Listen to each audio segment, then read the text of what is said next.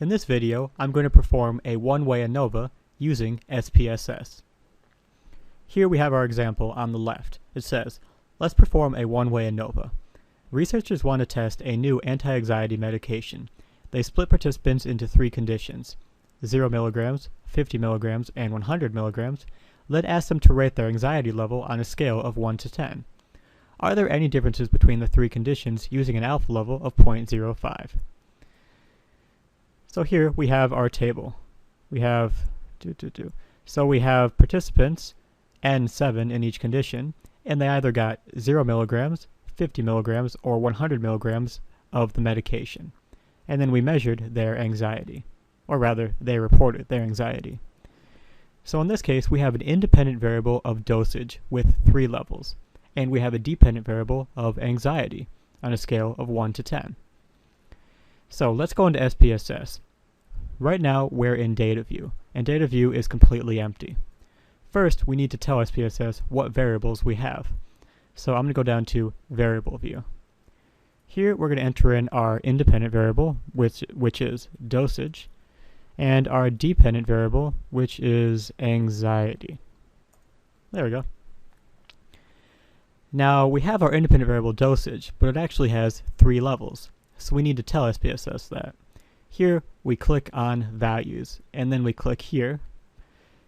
So we have 3 groups, so we're going to put in 1, 1, 2, 2, and 3, 3, and then hit OK. And for now, we can actually leave all of this just the way it is. It's not going to affect our final answer for this one-way ANOVA. So let's go back to data view. Now here we have a total of 21 people. We have 3 groups with 7 people in each group. So that means we're going to fill out 21 rows in SPSS. We had 7 people who got the first dosage, 0. We had 7 people who got the second dosage, 50. And we had 7 people who got the third dosage, which is 100. So now we split up their dosages just like this.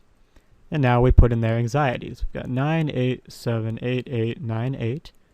For the 50 milligram group, we've got 7, 6, 6, 7, 8, 7, 6.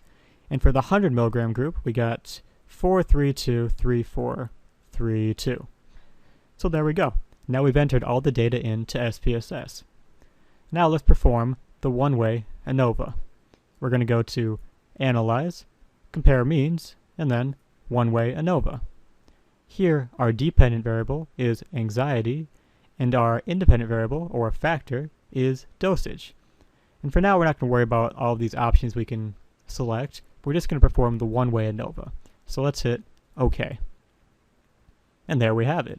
This ANOVA table gives us our sum of squares, degrees of freedom, mean squared, F, and significance level for the between groups, within groups, and total for this experiment.